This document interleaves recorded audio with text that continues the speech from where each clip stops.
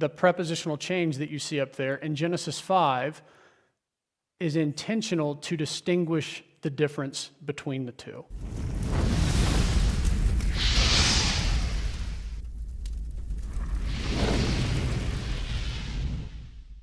So let's talk about what the image actually is. And to do this, we get to go back to grammar, which I love so much. This is deep. Studying through this, I'll just be transparent. It took a while. I wanted to illustrate this as easily as I could. And I know there's a lot of colors in these slides, so just bear with me. I will explain this. We can't get out of verses 26 and 27, can we? But we have here, let us make man in our image after our likeness. And then, so God created man in his own image, in the image of God. If you see the gray and the blue, that is a representation of, it's contrasted right here with Genesis 5:3. I need to read that first. You will see that in Genesis 5:3, rather than it being in our image and in the image of God, it is in the likeness. And then instead of after the likeness, like Genesis 1 verse 26, after the likeness, and then God said, let us make man in our image after our likeness, you have after the image in Genesis 5:3. And Genesis 5:3 is when Adam actually fathers Seth. So you have a flip of essentially what is before, either the own or after. I hope that's making sense. I hope that you can see that illustrated. I'm not going to go into depth on this, but it's just a different prefix for each. But there's a scholar, David Clines, who wrote an article called The Image of God in Man, who put it, I think, brilliantly. He said, Seth is not Adam's image, but only like Adam's shape. Seth resembled Adam, but he was not Adam's representative on earth. This change, the prepositional change that you see up there in Genesis 5, is intentional to distinguish the difference between the two.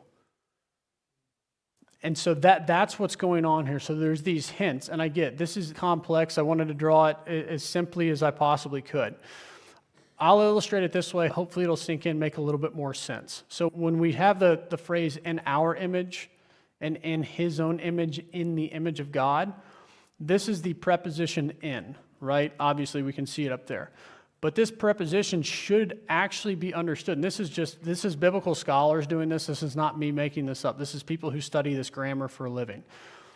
This preposition should be understood as meaning as or in the capacity of. And I did also see another scholar that said in the place of.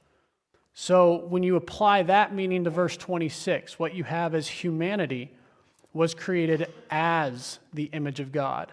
Humanity was created in the capacity of God's image, or humanity was created in the place of God's image, right? And I know that last one might sound a little uncomfortable. God is obviously omnipresent, right? But physically being able to, yes, he's physically here with us, but we can't physically see his presence, right? And so this idea that humanity was created in the place of that image that we can actually see with our own eyes. And then as Jeremy alluded to earlier, being an image is an action, right? Being created as the image of God is really being created as God's imagers, right? Humans function in the capacity of God's representatives. I think it helps if we look at, again, as Jeremy said, to think of image rather than a noun. Think of it as a verb. Think of it as having an action behind it. The image of God is not a quality within human beings. It's what human beings are. It is all of us, right? There's a role involved in being the image of God. It's not about physical form or visible form, physical attributes, or certain types of abilities. And I'll get extra passionate on this part of it. With that in mind, that it's not about visible form, physical attributes, or types of abilities, there is no potential imager, and there's no Bible verse that says that.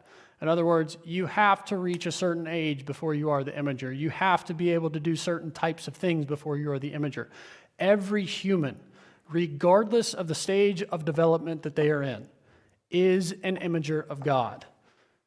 And that That is what you bring to the table among some of the modern day arguments, especially within the believing body. Well, it's not, we're not really imagers until we reach 9 months old or whatever. No, it is once you are a human. There's no potential. It is you are a human, therefore what you are is the image of God.